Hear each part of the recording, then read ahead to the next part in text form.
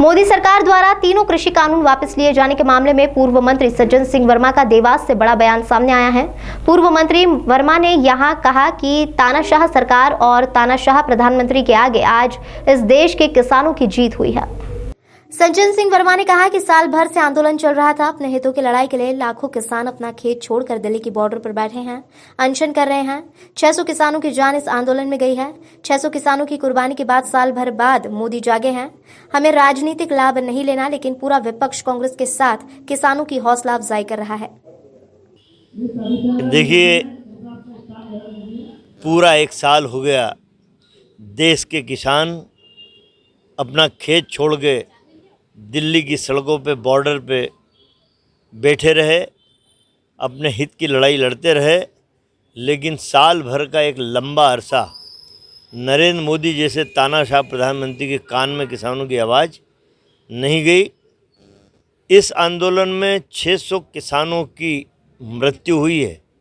600 किसानों की मृत्यु के बाद, साल भर के बाद, यदि नरेंद्र मोदी इस बात का निर्णय लेते हैं और वो समझते हैं कि उन्हें कोई राजनीतिक लाभ मिलेगा, तो नरेंद्र मोदी जी को भूल जाना चाहिए कि सारे के सारे वो लाखों किसान परिवार ने जो दंश झेला है। कई परिवार विखंडित हो गए, कई परिवारों में मौत हो गई।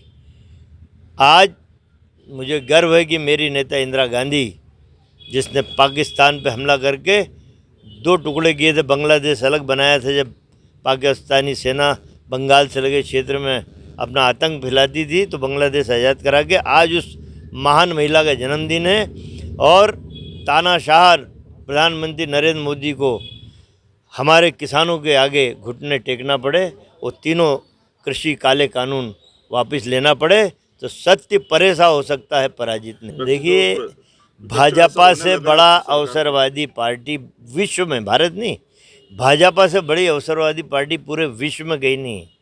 ये तो भारत की जनता को समझना ही पड़ेगा।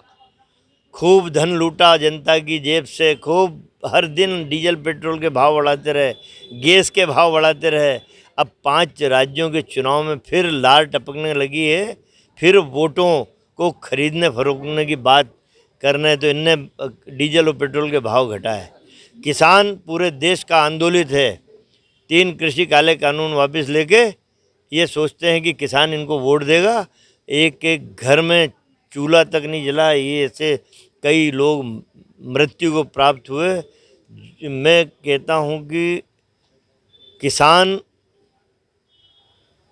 उस समय तक शांत थे, जिस दिन वोटिंग का दिन आएगा उस दिन नरेंद्र मोदी जैसे तानाशाहों से